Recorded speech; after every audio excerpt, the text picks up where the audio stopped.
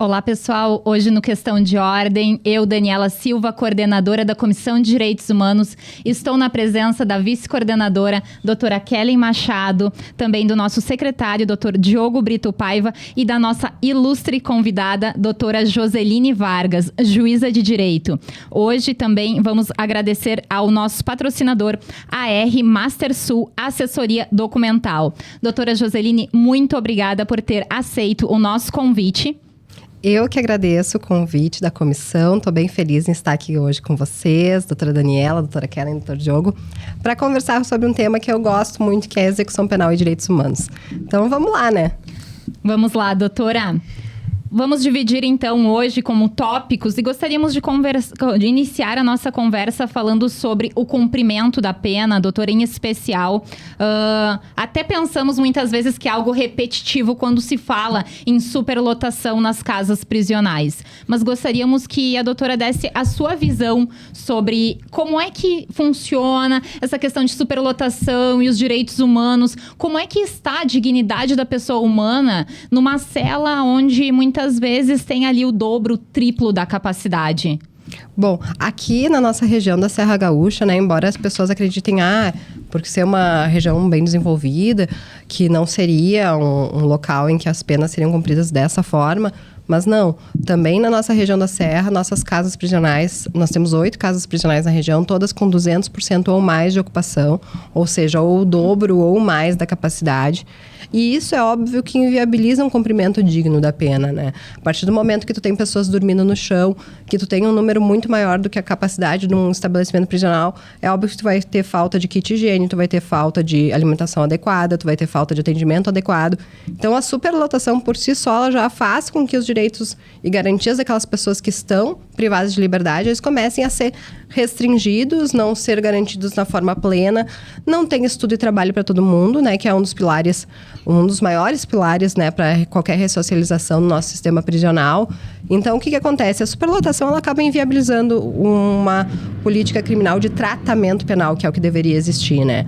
E até ontem a gente fez a nossa audiência pública aqui em Caxias para buscar a implementação do método APAC aqui, que é uma das alternativas que a gente enxerga para um cumprimento de pena mais condizente, né? O método APAC, ele é baseado na garantia de direitos, não tem pessoas... não tem centro de reabilitação com superlotação, é a capacidade do centro que recebe o número de apenados, no caso reeducandos, né, que lá eles são chamados de reeducandos. Os direitos são garantidos, cada um tem sua cama, tem alimento, tem rotina rígida das 6 da manhã às 10 da noite, é tipo um regime militar, tá? Mas é uma... No APAC, doutora. Na APAC. Uhum. É uma metodologia que funciona. A reincidência nas casas normais tem cerca de 80%, e no método APAC a gente encontra em 10% no masculino e no feminino 2% de reincidência. É muita diferença. Então, é muita diferença. O custo de um preso na APAC é muito menor.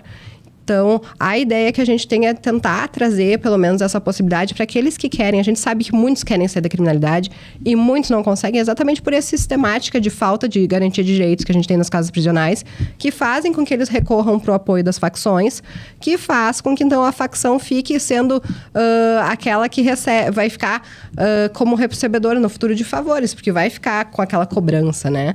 Então, pelo menos para aqueles que querem sair da criminalidade, a gente tem um espaço destinado para essas pessoas terem um cumprimento de pena digno e que possa ser voltado totalmente para uma reinserção social do apenado. E, doutora, isso, continuando nessa questão do APAC? É método APAC. Método APAC, sim. Desse método, isso seria poderia se dizer que é uma estratégia para reduzir a massa carcerária ou não teria nenhuma relação? Na realidade, não, porque os presos que saem da APAC, que vão para a APAC, eles saem do regime comum. Eles primeiro têm que passar pelo regime comum, né? Claro, reduz pelo fato de que tu vai ter um outro ambiente também para destinar os reeducandos, tá? Para que eles não voltem. E para que eles não voltem pro sistema. Essa é a grande sacada da PAC, né? O que a gente tem no sistema normal? Que a gente nunca vai chegar ao número de vagas, porque eles vão e voltam, vão e voltam, vão e voltam. Na PAC, eles entram lá e eles saem completamente reabilitados, com condições de ter um emprego. Na PAC de Porto Alegre, por exemplo, são mais de 20, quase 30 apenados, e mais da metade deles já está fazendo ensino superior. Alguns chegaram lá analfabetos, outros chegaram lá com fundamental incompleto. Então, dá condições, né? É diferente da nossa realidade prisional, que muitas vezes a gente, por mais que a gente tente, a gente não tem braços para conseguir alcançar todos, né? E vai ter digamos assim, alimentados dados para verificar depois, para a gente ter uma estatística de como é que foi o funcionamento, se isso funcionou, teve o mesmo impacto que teve na região metropolitana? Com certeza, com certeza. Perfeito. Doutor Diogo, tem a palavra. Olá, Dani. Tudo bem, doutora Daniela? Tudo bem. Então, doutora Joseline, obrigado por ter vindo. A minha pergunta se refere ao direito humano da dignidade sexual do apenado e da apenada. Mas eu não vou tentar manter só nisso, né, nessa garantia só para apenado e apenada, mas também para a comunidade LGBTQIA+. Como é que esse direito é garantido? Como é que essa proteção funciona nas casas prisionais? Olha, a grande parte das nossas casas prisionais sequer tem o ambiente adequado para fazer a visita íntima, tá? O que acontece na maioria das penitenciárias da nossa região? Chega dia de visita, cada apenado tem uma pessoa que é vinculada a ele, seja porque tem uma relação de companheiro ou de esposa, marido, enfim. A pessoa vai visitar e na visita pode já ter a visita íntima, né? Vai para a cela, acaba sendo na própria cela, né? Por falta de um ambiente adequado. Há outros estabelecimentos que têm o ambiente adequado para visita íntima, tem a cela específica para visita íntima. Então, nesses é mais organizado, é agendada efetivamente a visita, né, com o familiar. E o que acontece na realidade? A nossa visita íntima, ela não é uma visita que incentiva efetivamente tu reforçar laços, né? Tu construir aquela relação de vínculo familiar novamente. Porque é aquela coisa muito rápida, a pessoa fica no horário da visita ali e tem que ir embora. O interessante do método APAC, até aproveitando, que eu fui conhecer ela em Porto Alegre e achei muito interessante. Na visita íntima, a pessoa chega para jantar com o companheiro, marido, janta, ela passa a noite lá, toma café da manhã e no dia seguinte a pessoa vai embora. Tem 2 quartos específicos para isso. É organizado para que todos tenham o seu direito. E aí tu consegue ter uma conversa, tu consegue ter... traçar planos. Tu consegue traçar planos, né? Claro. Exato. Né? Tipo, tu consegue Claro. efetivamente construir alguma coisa, né? Que é o que acaba, às vezes... O que acontece? As pessoas chegam no estabelecimento prisional e muitas vezes relatam que quando saem é muito diferente. Tu já não te encaixa mais naquela família, tu não te encaixa mais naquele relacionamento. Por quê? Porque as pessoas vão se distanciando, né? Por mais que tu tenha garantido a visita íntima, mas tu não tem aquela conversa, não consegue estabelecer planos, né? Tu te afasta, né, da pessoa. Sim.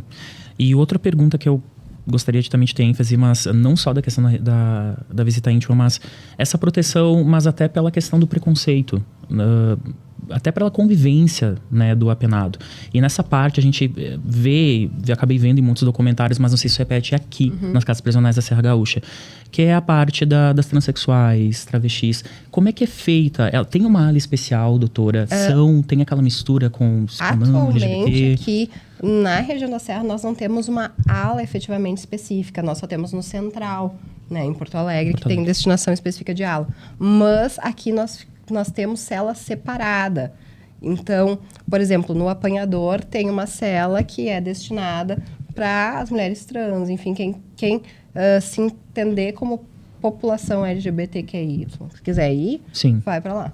Sim, porque é até polêmico, na verdade, esse assunto, porque algumas casas prisionais, às vezes, não fazem a separação pelo nome social, né, da apenado ou penado, mas sim pelo nome que vem na certidão de nascimento, pela característica biológica.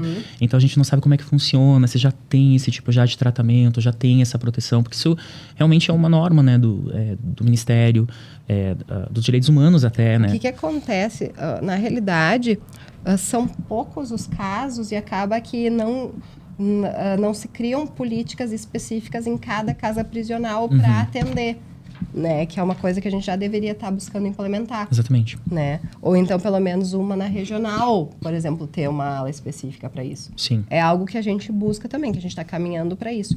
Mas, na prática, ainda não há uma ala específica. Então, a gente defende uma igualdade, mas justamente essa questão até pode me interromper, tá, Diogo? Não, imagina. Essa questão de mulher trans. Ok, mas então por que não está aqui no feminino? Por exemplo, vamos falar de Caxias, né? Que a gente consegue mais mapear. Por que não está na ala feminina aqui em cima na Pix e tem lá embaixo? Uma cela lá separada. Porque aqui não estaria mais próximo das mulheres também, porque nós, enfim, para quem nos ouve hoje, não tem uma ala feminina no apanhador, né? É só masculina. E por que essa pessoa não tá aqui em cima? Nunca se cogitou ter uma cela, então aqui em cima estaria mais próximo das mulheres? É, uma coisa que na realidade a gente tem que organizar agora, porque aqui na Pix ela tem um problema que ela já está interditada há muitos anos, né? Sim. Então acaba até inviabilizando que efetivamente se crie novos setores ali no local. Mas é algo que tem que ser trabalhado na nossa região. Nessa gestão da SUSEP, foi me passado que haveria um interesse muito grande em fazer um presídio feminino na nossa região, né? Ou transformar uma das nossas casas em especificamente um presídio feminino, ou fazer efetivamente um novo presídio para ser para a população feminina, que eu acho que é importante. Porque uma ala, por mais que a gente tenha aqui na Pix, não atende, né? Não atende porque, assim, não é um tratamento penal voltado para a mulher. A gente tem um tratamento penal voltado para homens, em que é adaptado para as mulheres que estão ali, né? Então, acredito que o caminho natural vai ser conseguir essa prisão feminina, para aí sim a gente conseguir adaptar células específicas para trans, células específicas para o tratamento dos outros tipos de apenados, LGBTQI, enfim. A gente vai conseguir fazer isso assim que a gente tiver condições de conseguir fazer uma reestruturação nessa parte feminina também. Porque também as mulheres sofrem muito dentro do sistema prisional. Porque, efetivamente, agora, esse ano que a gente conseguiu dar estudo para todos os dias para as mulheres que estavam na penitenciária regional, no presídio regional aqui na Pix. Sim, até o ano passado era uma vez por semana, sabe? Porque daí elas tinham que atravessar todas as galerias do masculino para chegar no pátio onde tem a escola. E aí, como, enfim, eram as mulheres que tinham que passar e os homens eram mais, os homens iam todo dia, mas as mulheres iam uma vez por semana. Né? Então, que absurdo. E são coisas que a gente conseguiu fazer com verbas da VEC, um projeto ali. A gente fez uma sala de aulas para elas, uma biblioteca para elas, uma sala multiuso. E aí agora elas conseguem ter aula todo dia. Até mesmo o parlatório, né, doutora? Que não tinha isso antes. Não tinha. Excelente.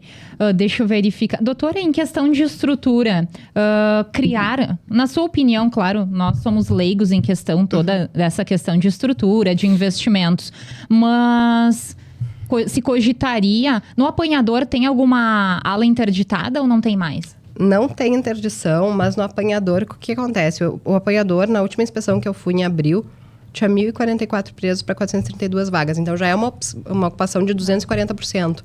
Sim, sabe? Porque poderia deixar masculino lá e feminino aqui, mas então não tem estrutura. Não tem como levar os 600 daqui para lá. Entendi.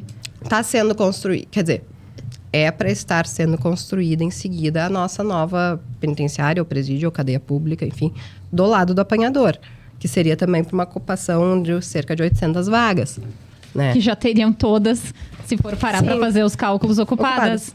Entendi. E deixaria a Pix aqui para as mulheres ou ainda não? É uma das opções. Não foi, Pix, né? não foi efetivamente decidido que seria feito, mas seria uma das opções. Entendo. Daí trazer o feminino das outras casas da região também para cá. Entendo. Vamos lá. Doutora Kelly? E voltando para a situação do APAC, já existe interessados, apenados interessados em participar ou não? Na realidade, os apenados a gente não fez nenhuma triagem, porque o quê? A gente precisa primeiro que a sociedade de Caxias queira formar a fundação para instalar o método, para implementar o método. Então, ontem a gente fez a audiência pública. A partir dessa audiência pública foi feita uma lista de interessados em se voluntariar para trabalhar no método APAC. Aí agora, nas próximas semanas, eu vou chamar uma reunião, tentar montar uma comissão para constituir essa fundação. E aí, a partir da constituição da fundação, a gente vai fazer parceria com o poder público para conseguir lugar, para conseguir verbas, né? Porque a gente, bem ou mal, vai precisar manter pessoas ali dentro. E aí, a partir daí, a gente começa, efetivamente, treinar possíveis apenados. Porque o que acontece? A pessoa que ela vai para o método APAC, ele primeiro vai fazer os primeiros que vão formar a APAC, os 2 ou 3 apenados, eles vão fazer um estágio numa outra unidade da APAC, para entender o método, saber como é que funciona. Então, seriam selecionados esses apenados para irem para outra APAC já em funcionamento, aprenderem o método, e quando for para receber apenados na nossa, vir os nossos e mais 2 ou 3 da outra região também, para sedimentar o método aqui. Porque a APAC, na realidade, ela funciona pelo método, pela responsabilização que eles vão criando diante das oportunidades que eles vão recebendo, que eles não querem jogar fora aquela oportunidade. E aí fortalece o método. Excelente. Doutora, ainda em questão da superlotação e dos reeducandos, do comportamento deles, existe no comportamento deles algo que se diferencia, digamos assim, em questão de quando eles recebem um melhor tratamento dentro do que o Estado se propõe a fazer? Isso muda muito o comportamento do preso lá dentro? Com certeza, das porque na condições, realidade o que acontece? Se tu tá num lugar horrível, tu animaliza as pessoas, tu volta pra selvageria, sabe? Uma coisa é tu tá dentro de um ambiente que tu tem a tua cama, que tu tem comida adequada, que tu tem o teu kit higiênico, que tu sabe se precisar de atendimento médico, tu vai ter condições de usufruir. Outra coisa é tu tá num local que tu não tem atendimento nenhum, que virou, tipo, quem pode mais, tem mais, né? Que aí só quem consegue se manter efetivamente é aquele cara faccionado, que vai ter um auxílio da facção, e o resto, se não quiser entrar na facção, vai acabar tendo que se virar. Na realidade, acaba sem nenhuma garantia lá dentro. Se não tem, por exemplo, pasta de dente do Estado, que normalmente não tem, não vai ter pasta de dente para escovar o dente nunca. E assim vai indo, sabe? Então, é óbvio, se tu dá direitos, se tu garante direitos, tu tem uma pessoa que cumpre a pena de uma forma mais digna e, consequentemente, que mantém aquela dignidade da pessoa humana, consegue, né, efetivamente se manter estudando, trabalhando, querendo outras coisas para sua vida que não o crime. Se tu deixa a pessoa lá naquele estado que não tem direito nenhum, ela nunca vai conseguir ver outra alternativa para ela que não seja o crime, né? E lembrando sempre, né, doutora, que esses direitos que nós falamos... São os mínimos. Exatamente, não é nada mais além do que o Estado já se propôs a garantir, que é a ressocialização. Porque muitas vezes nos ouvem falando, que tem que, abre aspas, dar isso, daquilo. Não é dar, é fornecer o que o Estado se propôs a fazer como método de ressocializar a pessoa que está sob os cuidados dele, não é mesmo? Doutora, uma curiosidade que a doutora pode falar aqui, que acho que é importante para quem está nos ouvindo, nos assistindo.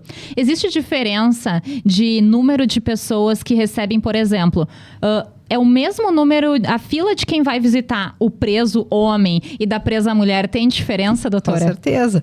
Qual que é?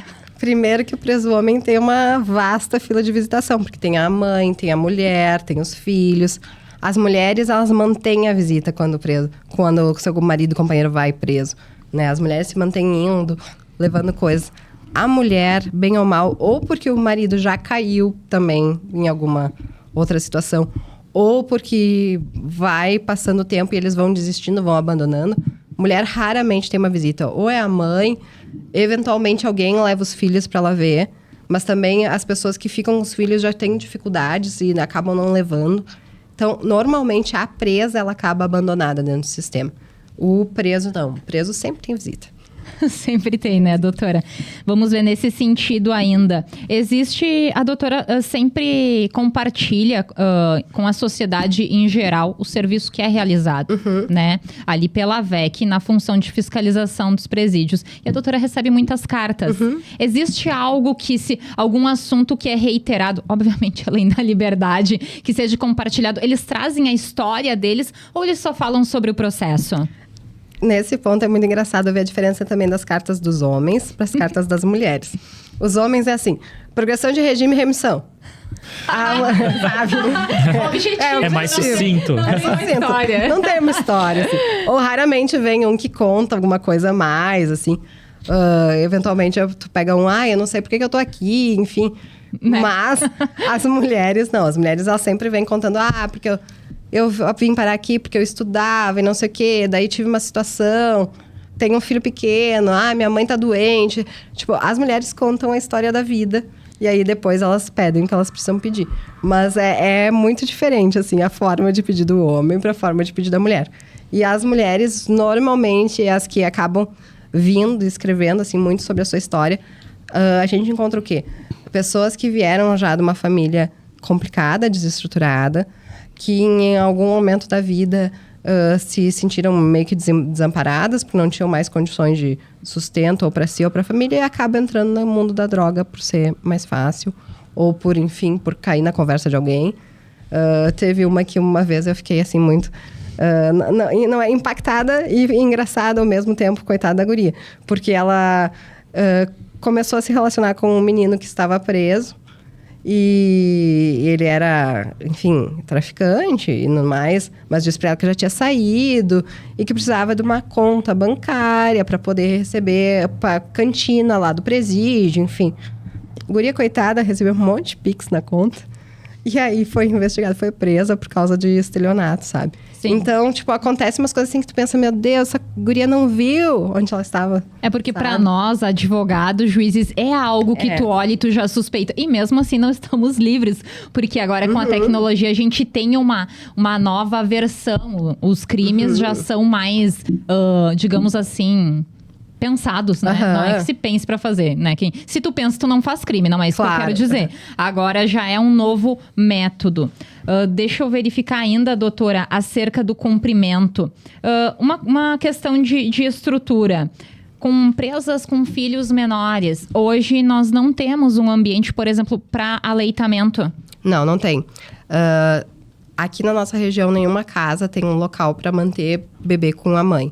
Então, o que a gente faz? Segue efetivamente as disposições da prisão domiciliar para mãe com um filho menor de 12 anos, né? Mesmo que seja aqueles casos em que, em tese, ela não poderia, nesse período muito recente da gestação, se é vinculado à VEC, a gente sempre manda pelo menos uns 6 meses para casa, para ter esse início, porque a gente sabe que o início realmente depende da mãe, do contato com o filho.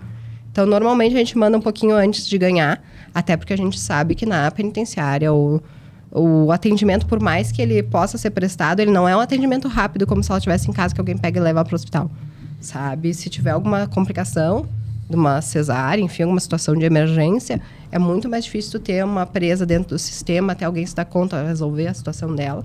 Então, a gente sempre manda um pouco antes do termo da gravidez e deixa pelo menos uns de 4 a 6 meses em casa, para depois retomar o sistema prisional. Muito triste, porque ela retoma e a criança fica. Mas se é daqueles casos vedados da prisão domiciliar, a gente acaba fazendo dessa forma, né? E, claro, se for um caso que ela já tenha direito ao domiciliar, por ser crime sem violência ou grave ameaça, enfim, ela já fica em casa. Diogo? Doutora, obrigado. Eu que agradeço, Imagina. como sempre. Muito obrigada, então, pela tua contribuição juntamente aí dos questionamentos da doutora Joseline. Agradecendo, então, tua participação. Obrigado. E até a próxima. Até a próxima, né? Espero. Adorei o convite. Doutora Joseline foi esclarecedor. Muito obrigada. Esperamos, né, que realmente seja adotado. Então, a gente tem um pouco de fé ainda, que o sistema mude, né? Que ainda está um pouco ainda, né, enraizado na questão da identidade mesmo. Então, agradeço pelos esclarecimentos. Espero vê-la novamente. Com certeza. Para ver se o sistema andou. Agradeço a doutora Kelly também, Obrigada, aqui comigo, Diogo. né? E nos vemos também. Exato. Na Obrigado. próxima reunião. Na próxima reunião. Mensalmente, no mínimo. Mensalmente. E obrigado, porque foi maravilhosa a experiência. Até breve, Diogo. Obrigado. Agora é com o nosso convidado, mas também participante da Comissão de Direitos Humanos, Dr. Stefano Toscan. Seja bem-vindo. Olá, pessoal, tudo bem? Os que nos assistem. Tudo bem. Obrigado à doutora por participar aqui hoje. Estou muito feliz. Primeiro podcast. Vamos lá. Isso aí, então, doutor Stefano. Vamos para o nosso assunto escola no interior do cárcere, doutora Joseline. Perfeito. Na verdade, eu fiz uma sistematização aqui. Eu espero não colocar a doutora em maus lençóis. Na verdade, eu queria que a senhora comentasse sobre essa contradição da prisão enquanto uma instituição total que visa a despersonalização do sujeito e essa relação com essa tentativa de aposta na educação como caminho para a ressocialização do sujeito. Então, essa relação dicotômica entre a instituição total e essa tentativa do Estado em fornecer educação, apostando numa ressocialização. Na realidade, o que acontece? Tá? O sistema prisional, por ser da forma que ele é, um sistema já por si só superlotado, em que tu despessoaliza a pessoa tem que andar de cabeça baixa, de braço cruzado, passa alguém, tu tem que virar para trás, enfim. Realmente, ele é um sistema que ele acaba impessoalizando e, inclusive, tirando um pouco da dignidade da pessoa, que tu para de te enxergar enquanto pessoa e acaba te enxergando como algo abaixo. Só que, como todos nós sabemos, essa é uma forma que não gera bons frutos, né? A gente racionalmente sabe que isso não tem condições de reintegrar uma pessoa na sociedade, não tem condições de reeducar uma pessoa assim. Então, o que acontece? A gente aposta na educação e no trabalho. São os grandes pilares para reinserir uma pessoa na sociedade. E, enquanto educação, na nossa região, a gente tem escola em todas as casas prisionais. A grande parte delas, tanto ensino fundamental quanto médio. Algumas menores, só que não tem o médio ainda por falta de professor. Não por falta de espaço, porque espaço tem. E a nossa ideia agora para o futuro é começar a conseguir, de repente, bolsas para os nossos apenados também que tiverem interesse em fazer vestibular, querer fazer um EAD, conseguir também estudar no EAD, né? Para a gente começar a também dar esse tipo de oportunidade. Que muitos já acabaram também ensino médio, inclusive dentro da penitenciária, da prisão, né? E gostariam de continuar estudando.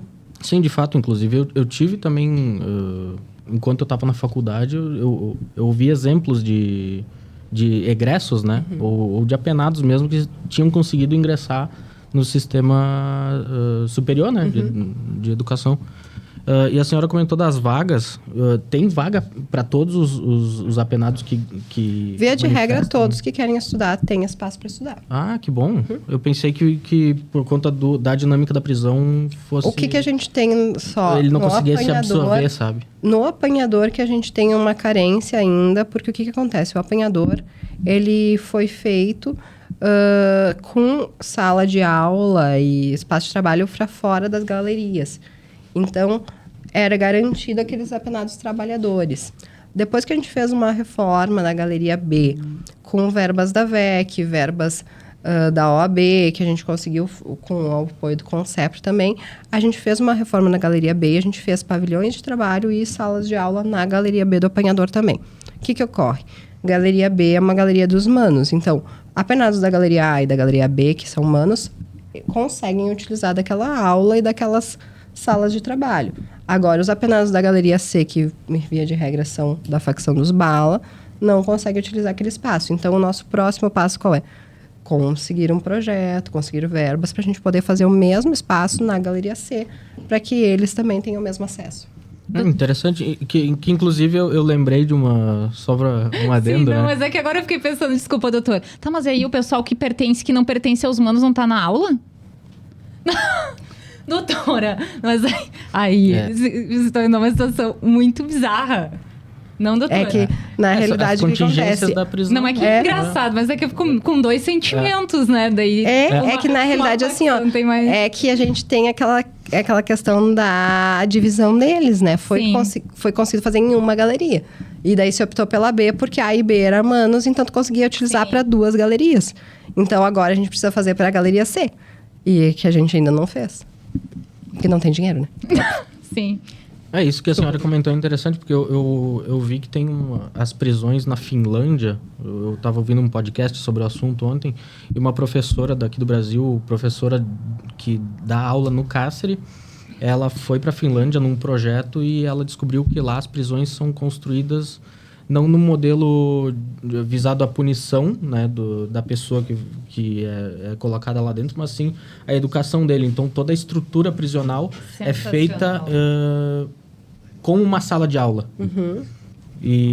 Lá, na realidade, o que a gente tem? Lá já é um país de primeiro mundo, em que os direitos básicos eles são garantidos para a grande parte da população. Então, o que acontece? Lá, os crimes não têm a mesma origem dos crimes daqui, né? Com certeza. De regra. Sim. Aqui, a maior parte dos nossos crimes, a origem é da grande diferença social, da falta de acesso, né? Então, aqui precisa um negócio que comece do básico. Com certeza. Tem que fornecer educação pro pessoal que está fora, tem que fornecer educação pro pessoal que está dentro. São garantir direitos nos 2 espaços, né? Que a gente tem que construir isso no nosso país, que a gente ainda não consegue. Com certeza. A base para evitar que tenha que se debater esse tema de sala de aula dentro da cadeia. Porque, né? Um abre aspas, se tivesse garantido, quem sabe não, isso são certeza. dados, é estatística, se tivesse garantido o direito básico da pessoa que está aqui fora, a gente não teria que estar hoje debatendo sobre uma escola dentro da cadeia, porque nem Com as certeza. escolas, nem fora aqui tem uma estrutura, uma escola pública, para que uma criança tenha um acesso digno, um local que ela queira estar. Então, por isso que a gente acaba tendo que estar falando, e não é algo banal. O Dr. João Marcos Buch, ele fala e ele tem razão, na realidade, ele fala uma forma mais firme. O que acontece? Na realidade, a gente fala em garantir direitos da prisão, em construir mais vagas, enfim, para o sistema. Na realidade, nada disso vai adiantar. Porque o que a gente tinha que estar falando aqui é em construir escola, em construir hospital, em melhorar saneamento básico, melhorar moradia, dar oportunidade de lazer, de profissionalização para todo mundo. Pública. Saúde pública para todos. Isso. Exato. Só que o que tu vai dizer para aquelas pessoas que estão lá dentro? A gente também precisa lutar pelas pessoas que estão lá dentro, Claro. já nesse sistema.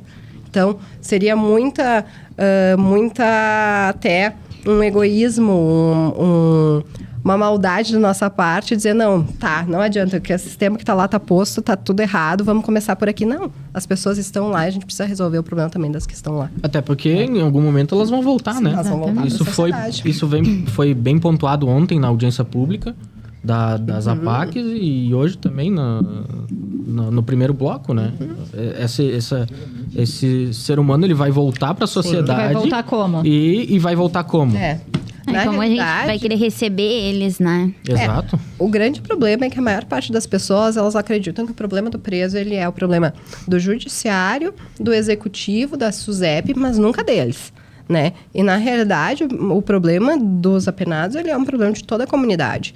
É a comunidade que tem que saber como é que ela quer receber de volta aquelas pessoas que estão lá e agir, atuar nesse esforço. Porque, claro, aí vem aqueles questionamentos que a gente recebe muito, ou às vezes até no meu Instagram o pessoal vem, mas e a vítima? Porque se fizessem isso contigo. Se fizessem isso comigo, provavelmente eu teria raiva e eu ia querer fazer algo em troca. Só que aqui a gente não está falando em emoções, a gente está falando na racionalidade do que funciona ou o que não funciona. A gente tem que agir pautado numa racionalidade do que funciona ou o que não funciona. Então, eu não vou, por óbvio, assim como eu não vou nunca poder julgar um crime praticado contra mim, porque eu vou ter a emoção envolvida, nesse tipo de política a gente também não tem que pensar, porque se eu for vítima, Não, tu tem que pensar como é que tu quer resolver o problema. E o problema se resolve com garantia de direitos dentro e fora das prisões e dando uma possibilidade para aqueles que querem efetivamente sair do sistema, sair, né? Com certeza. E até para isso que funciona o próprio judiciário. É para retirar a possibilidade da vingança privada, né? Exato. Eu também tenho uma outra pergunta. Se a gente aqui na região ou no Rio Grande do Sul tem alguma pesquisa, se a senhora tem conhecimento, né? De alguma pesquisa sobre taxa de reincidência de apenados que foram beneficiários da educação no interior da prisão. Olha, se existe esse algo dado nesse específico eu não tenho como te dar. Porque eu acho que a gente não tem uma vinculação específica de apenados frequentando a aula e reincidindo. Né? A gente tem dados gerais de reincidência no sistema prisional. Então, esse dado eu vou ficar te devendo. E será que seria possível fazer uma pesquisa nesse Boa. sentido? Acredito que sim. Acredito que sim. Interessantíssimo. Até daqui a pouco para a Comissão de Direitos Humanos mesmo até... Não, e até mesmo para que nós pudéssemos, né, doutora, mostrar isso para a Com população certeza, em geral. claro. E também, na verdade, até mesmo para os administradores do Estado, né? Porque tem que focar os olhos também nisso, de que está funcionando, então ter um maior incentivo até Com mesmo. certeza. Até, rapidamente, antes de passar a palavra para a doutora Kelly, eu vi uma cartinha de um cliente e eu fui ler. Não tenho a mesma oportunidade que a doutora tem de ler muitas, mas essa é pela remissão de leitura, Stefano. Nós temos essa questão na educação, né? A remissão por leitura. Eu disse, cara, foi tu que escreveu isso aqui? Quem é tu? Eu disse para ele. Ele, ai meu Deus, tu leu?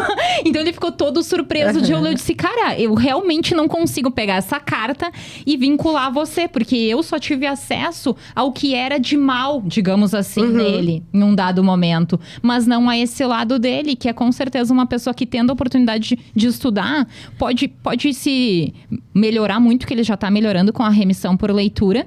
E também de, no meio social, ser alguém diferente. E Com influenciar aquela família desestruturada, Com que é na certeza. grande maioria. A gente tem que ter noção que muitas vezes os apenados que estão lá dentro, eles nunca pegaram um livro na mão, né? Isso. Então, essa oportunidade da remissão pela leitura também é uma oportunidade muito rica por isso. Vai mostrando, vai dando outras visões de mundo, vai mostrando outras realidades para eles. Realidades que eles não tiveram a chance de conviver, de conhecer, né? E tá aí a falha do Estado. O cara entra dentro da cadeia sem ter lido um livro. E a escola, né? E como é que tá aquele meio social? Doutor, mais alguma pergunta da questão de escola? Na verdade, seria em relação não sei se poderia chamar de instituição ou da formação da biblioteca dentro do presídio, como é que é feito a captação de livros? Via de regra por doação. Doação. Muito por doação. A gente na VEC, a gente recebe também quando a pessoa quer doar, a gente bom. leva. Né? E até é muito interessante que sempre se renove, porque bem ou mal as pessoas que estão lá têm um acesso restrito aos livros, Com né? certeza. Então, quanto mais opções de livros tiver, melhor. O meu livro foi recusado. Porque me disseram que eu poderia passar Nota de repúdio. spoiler pros reeducandos. sim. Imagina! Jamais! Né? Brincando, mas eu entendo. Doutora Kelly, com a palavra. Olá, então, agradeço o convite, agradeço a oportunidade de estar numa mesa com a senhora, né, doutora Joseline. E o meu tema eu vou falar sobre o direito do trabalho, né, porque a minha área de atuação é direito trabalhista, então... Especialista. E aí, então, acabou, né, eu ficando com esse tema. Como que funciona o trabalho nas casas prisionais? Existe trabalho? Como é? Existem todas de diversas formas. O que acontece? Nós temos 2 tipos de trabalho dentro de uma casa prisional. Ou ele é através de um PAC, né, que é um convênio firmado com a SUSEP por uma empresa privada, que vai lá levar algumas máquinas ou um pavilhão de trabalho deles e colocar dentro da casa prisional. E aí os presos que estiverem participando desse PAC, eles têm direito a receber o pecúlio, né, que é um valor de até 75% do salário mínimo. E esse pecúlio vai ser revertido para quando eles saírem, eles poderem sacar esse valor para poder usar para o seu sustento, tá? Tanto o PAC quanto o trabalho, quando ele é feito pela casa prisional, por iniciativa da casa prisional, para atividades da casa, ele tem direito à remissão, cada 3 dias trabalhados, 1 dia de pena remido. Quando não temos PAC, que é a grande maioria das casas, tá? O que acontece? O apenado, ele trabalha tanto nas funções da própria casa, como cozinha geral, limpeza, alguma reforma que precisa ser feita, mas também por iniciativas que a gente faz dentro do sistema. Por exemplo, no apanhador, a gente montou a malharia.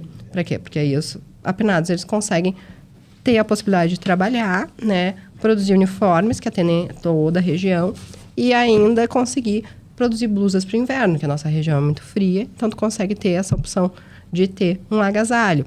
Tenho casas prisionais que têm atividades relacionadas a, agora, aquaponia, que é o que a gente está implementando em Canela, que a nossa ideia é produzir tilápias nas casas prisionais, porque incrementa a alimentação. Além de incrementar a alimentação, você dá os 3 pilares para a pessoa que está trabalhando ali, que ela vai aprender uma profissionalização, vai ter o acesso à educação, vai ter acesso ao trabalho, e quando sair de lá, vai poder trabalhar com isso. Qual é a vantagem da tilápia, além disso? Além de ajudar na alimentação prisional, tu pode doar para as entidades, que é a mesma situação das hortas, né? Isso. Que também a gente tem as hortas nos presídios, quando tu não tem outra opção de trabalho, a horta é uma baita opção, também pela mesma situação. Além de tu incrementar a alimentação do apenado, tendo a possibilidade de fornecer uma verdura fresca, né? Tu vai ter a opção de fazer doações que a gente faz, a grande parte até da produção ela é doada, seja para banco de alimentos, seja para a PAI, para instituições que precisam no município daquela doação. Então, na realidade, o que acontece? A maior parte do trabalho prisional, ele é dessas iniciativas. Uhum. Nós temos PACs, mas são poucos. Aqui, por exemplo, no presídio regional, a gente tinha 2. Um com a Bonapel e um com a Dital. Da Dital, atualmente, está interrompido por causa de questões ali da própria empresa que optou por suspender por um tempo. E não era para muitos apenados, era para poucos apenados, né? Só que, para o empresário, é muito bom ter trabalho dentro da casa prisional, porque ele não se vincula a regras trabalhistas, né? Então, ele é vinculado pela LEP, desligou, não tem nenhum direito para pagar. Uhum. E o salário, ele também não tem que se fixar no salário mínimo, ele pode pagar até 75% do salário mínimo. Então, ele paga menos por uma produção que normalmente é igual, né? Do trabalhador que ele vai contratar fora dali, e ele ainda não tem os direitos trabalhistas. E Desculpa, e a seleção, como que ela é feita? perfil, normalmente, né? Se verifica quem é que é um apenado que já tem alguma habilidade naquele tipo de trabalho, enfim, que já tem alguma experiência prévia com aquele tipo de trabalho. Ou então vai vendo pelo merecimento, efetivamente. Assim, esse é um trabalho... O que acontece? Normalmente eles privilegiam, a pessoa está estudando, está direitinho, vamos oferecer o trabalho para esses. Se eles aceitarem, vai uma pessoa para o trabalho. Por quê? Porque, normalmente, os presos, se eles tiverem oportunidades, eles optam pelo trabalho e não pelo estudo, pela possibilidade de ter um ganho financeiro, né? Então, normalmente, se dá já a oportunidade para aqueles que estão, fazendo direitinho lá dentro, né? Procurando ter efetivamente uma ressocialização, estão se esforçando para estar num caminho melhor, né?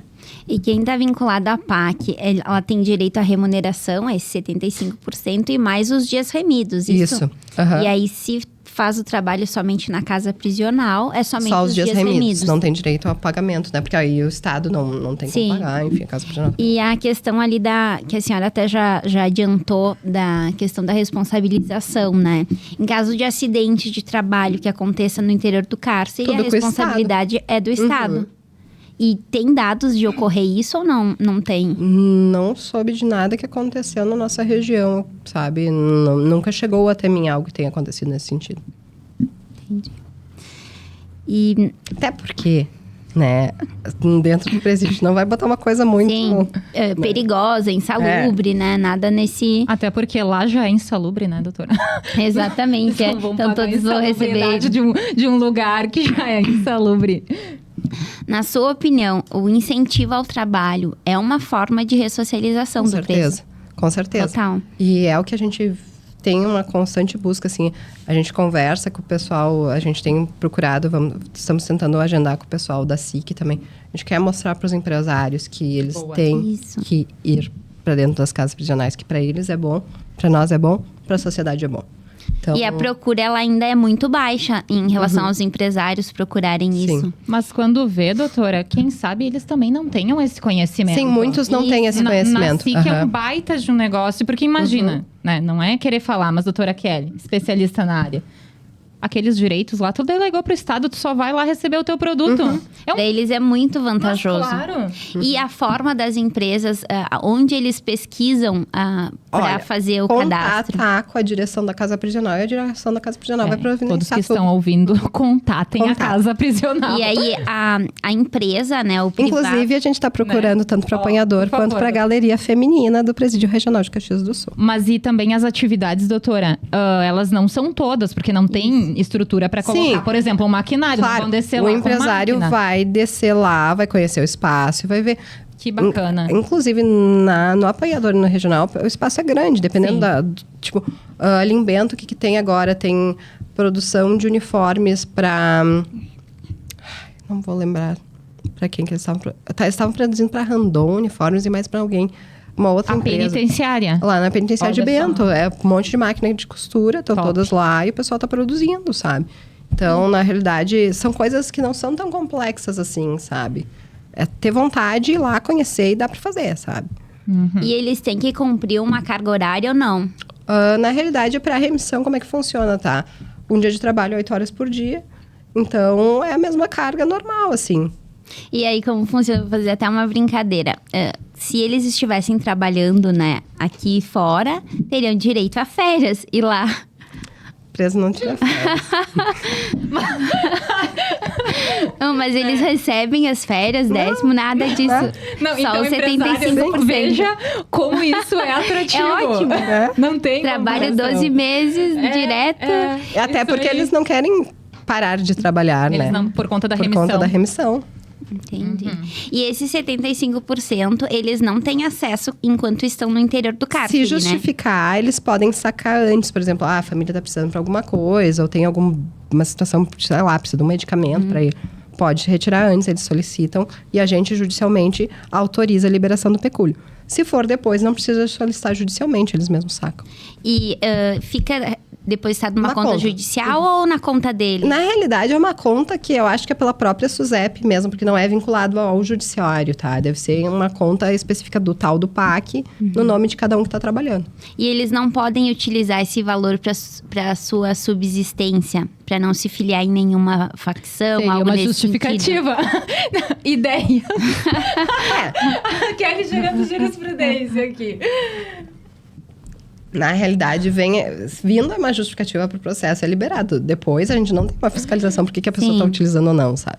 Sim, até porque na cantina lá é É, pago, né, uhum, a doutora? cantina é Então, paga. a alimentação não está boa. Para as coisas básicas, pelo menos, né? É. Que aí ele vai dizer, eu não tenho ninguém que possa vir me Trazer apoiar minha aqui. sacola. Não, Aham. Né? verdade, Então, boa. para eu não me filiar em alguma pensado facção, eu acabo, então, utilizando este valor para mim me manter aqui dentro. Isso seria justificável. Quando Eu nunca tinha pensado nisso. eu- Deu como- eu fui estagiário na vara de execuções no Ministério Público e às vezes a gente recebia lá pedidos de liberação E aí? pros apenados Aham. usarem na cantina para comprar comida ou até itens de higiene também. E o que o MP dizia? Depende. Geralmente a gente não se opunha. Pelo menos quando eu tava lá, né? Mas Que curioso. é porque até não teria razão. Doutora né? já pegou algum caso assim, doutora? Pra decidir? Vem muito pedido de liberação de pecúlio, Mas mas com normalmente essa- pois é, com normalmente são justificativas diversas, assim, porque a família precisa. ou Sim, alguma sim, coisa assim. sim. E as mulheres também trabalham aqui ou não? Com PAC, não. Não tem ainda. Esperamos que vá ter. Isso aí. Depois do podcast. Vai ter sim. Vamos incentivar, então, a iniciativa Doutora, privada. mas nenhum trabalho? Os internos da galeria ali, a manutenção delas, limpeza da sim, área sim, delas. sim, tá assim. certo. Mas não, como disse a PAC Kelly, não. de PAC não. Entendi. Por conta da função ou da estrutura? Antes, por causa da estrutura. Agora tem uma sala que vai dar para botar alguma coisa, mas também não dá para ser algo muito grande. A gente tá procurando algo mais simples. A gente tava com interesse de tentar trazer aquela fábrica de bioabsorvente, sabe? Que aí é bem pode ser utilizado também, enfim. Nossa, dá para seria doar. muito bom. Nós estamos em tratativas para ver o que a gente consegue. Mas estrutura tem? Tem. E pessoas também, Né? A procura deve ser grande, porque além de ter a redução da pena, tem uso. um salário também, né? E ocupa a cabeça nesse meio tempo, certeza. né? Agora vamos passar para o último assunto. Por favor? A utilização da tornozeleira eletrônica. Isso acaba sendo um estigma para eles procurarem trabalho, né? Como a senhora vê o uso dela? Olha, a tornozeleira para penado, apesar de ser um estigma, é muito bom, né? Porque, na realidade, se ele não estivesse de tornozeleira, ele estaria no semiaberto, que ele teria que estar lá dentro do estabelecimento semiaberto e só sair, eventualmente, depois que ele tivesse um emprego. O que acontece? Como a gente não tem estabelecimento semiaberto, veio a possibilidade de ir para domiciliar com a tornozeleira eletrônica. O que acontece? A gente sabe que tem um preconceito, né? A tornozeleira eletrônica, ela estigmatiza. Mas, de qualquer forma, se não fosse a tornozeleira, o apenado, para ele ter um trabalho regularizado perante a VEC, ele precisa de uma carta de emprego. Então, de qualquer forma, aquele empregador que vai contratar o apenado, ele tem que saber que ele está cumprindo pena, Sim. né? Então, claro, vai ser uma coisa visível, vai ter algumas restrições de locomoção? Vai. Mas, de qualquer forma, o apenado, para trabalhar, ele precisa ter a ciência do seu empregador de que ele está cumprindo pena, porque ele vai ter que ter uma série de restrições para ele responder perante a VEC, né? Então, claro, a gente sabe que a sociedade é uma sociedade preconceituosa, que tem muito mais dificuldade para encontrar emprego. Sabemos de tudo isso. Mas, ainda assim, eu acho benéfico para o apenado, comparado com a situação que ele teria se ele não tivesse essa possibilidade de cumprir domiciliar com tornozeleira. Sim, e existe uma fiscalização por parte de algum órgão, a VEC, alguém, no sentido se eles estão indo mesmo trabalhar ou não? A tornozeleira eletrônica, ela tem o monitoramento 24 horas por dia do apenado. Então, qualquer horário, se quiser que a gente busque onde é que estava um apenado, com tornozeleira a gente consegue buscar. Se ele deixasse perder o sinal, a gente também consegue buscar. Se ele sair da zona, a gente consegue ter a ciência que ele saiu da zona. Se ele não carregar a bateria dele, ele ficar por mais de 24 horas sem a bateria, ele já conta como foragido. Então, o apenado, que ele tá de tornozeleira eletrônica, ele tem que se manter seguindo as regras, senão ele vai responder por uma falta grave e pode regredir de regime e retornar para o regime fechado. Mas isso vocês só identificam se alguém requerer, não que Não, o tenha praxe monitoramento de olhar. eletrônico, ele faz todo... nós temos o Instituto Penal de Monitoramento Eletrônico aqui da região, que ele faz todo esse controle e sempre que tem alguma situação, eles enviam para a VEC para a gente apurar por falta grave. Já teve casos, doutora, que ligaram pro apenado para saber por que ele não tinha ido trabalhar. Porque se ele apresentou, se me permite, doutora, uma carta de emprego, tá falando, mas aqui tem uma autorização para te trabalhar e tu tá em casa. E são casos que é revogado, não é, doutora? É revogada a autorização, doutora, né? Dirá melhor aqui para todos nós. Mas liga, tá, mas e aí tu não vai trabalhar? Então a gente já acaba explicando. Tu não pode pegar aí como no passado, apresenta uma carta lá, tô trabalhando. Não, tu não tá. Porque a fiscalização é muito maior com esse equipamento. E é mais barato também para o Estado, Claro, não é, doutora? com certeza. Quanto que custa um preso hoje para o Estado no regime fechado? De 2 a 3 mil reais. E na tornozeleira? Não sei te dizer, mas provavelmente nada, quase. É o custo da tornozeleira. É da manutenção. Da manutenção uns da R$300. tornozeleira. Uma vez a gente fez mais ou menos isso, né, doutora? Então e é muito mais existe algum negócio. momento que eles ficam sem a tornozeleira? Um exemplo, pra tomar banho, fazer. Não. Não tira a tornozeleira Não pra tira, nada. isola Até porque ela. assim, ó, tirar a tornozeleira... Não. Isolar também não. Isolar também é falta grave. Não, na realidade, assim, ó, a tornozeleira fica lá. Tu pode tomar banho, tu pode entrar na piscina, tu pode fazer o que tu quiser com a tornozeleira. Tá? Menos tirar. Menos tirar. Porque se tu tirar também é falta grave, porque tu retirou o equipamento eletrônico. Ah, entendi. E a bateria dela, ela carrega como? Ele Não, tem que ficar sentado Não, lá tipo, esperando?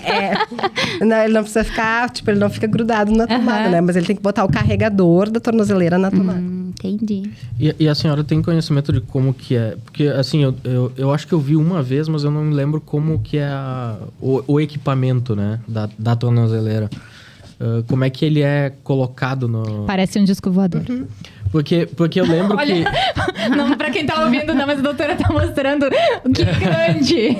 É porque na época que eu trabalhava na VEC, eu achava incrível a facilidade com que caía a tornozeleira eletrônica. Melhorou. Na realidade, é que porque tinha... o apenado bateu na quina da porta assim, ó. e caiu. Nunca tinha ouvido isso. Melhorou muito as tornozeleiras. Tinha uma espécie de tornozeleira antes que era mais isso mesmo. Bonita. Caía. Agora a tornozeleira ela é mais firme, não cai. Pelo menos não tão fácil mas, assim, A né? gente ouve de tudo. Por exemplo, eu tive um que foi nadar no rio e a tornozeleira caiu. Nada. Teve um que a mulher brigou com ele, ficou braba e deu uma martelada na Esse é tornozeleira clássico. eletrônica, caiu. Esse é clássico. Eu vi essa semana, inclusive. Não dá ideia, Eu vi essa vamos semana. começar a fazer isso. Tem umas muito boas. Eu Mas vi levaram uma... falta grave, né? Eu vi... Todos eles levaram falta grave, mas são hipóteses que a gente está assim, aprendendo dia a dia. Eu vi uma justificativa semana passada, inclusive, disso. Que a mulher teria batido ou, sei lá, feito alguma coisa e caiu a tornozeleira. Mas- Olha, precisa bater muito para cair a tornozeleira. Mas Não bem sei o que atentada, aconteceu. né? Porque prejudicou de fato. Ah, tu tá incomodando? Então tá bom. né? Exatamente. Então, pá, acabou. Vai Falta ganhar grave. mais uma falta grave. A gente sabe que mulher, se ela tá se sentindo magoada, ela sabe onde vai machucar a pessoa, E no preso, né? quem cumpre pena também. Melhor ainda, né? A vingança é melhor ainda. Imediata. Bom, pessoal, mas então, no dia de hoje, eu já vou dar início, que a gente já está encerrando o tempo. Doutora, que prazer a nossa comissão, mais uma vez, ter a sua presença, enriquecendo, passando conhecimento hoje, não só para nós, mas para todos que estão nos ouvindo, nos vendo também. Então, dizer que nos sentimos, como sempre, lisonjeados, não só pelos seus esclarecimentos, mas pelo trabalho que é feito pela VEC, pelo Fórum de Caxias do Sul, pela VEC regional, que eu tenho certeza, não é querer dizer, mas a gente está bem diferenciado. Tem escola, tem trabalho, os reeducandos e, creio eu, que a sociedade em geral, a partir de hoje, verão com novos olhos e os empresários, com certeza, né? Tem que ir na SIC e falar mesmo. É só benefício, né? É só benefício. Então, também no dia de hoje, dizer para todos que nos assistem, então, nos ouvem, que a nossa transmissão estará também no Facebook, no Instagram, no YouTube. Além do mais, deixa eu verificar se tem algum outro aqui. Obviamente, no Spotify. E agradecer, então, todos os presentes da Comissão dos Direitos Humanos. Também aqueles que não puderam estar no dia de hoje. Numa próxima edição estarão, porque toda a comissão terá o privilégio de participar dessa experiência enriquecedora. E também, por fim, mas não menos e mais importante é reiterar o nosso patrocínio. A R Mastersul, assessoria documental, muito obrigada por apoiar mais essa ideia. Eu, Daniela Silva, coordenadora dos Direitos Humanos, encerro no dia de hoje e agradeço a todos.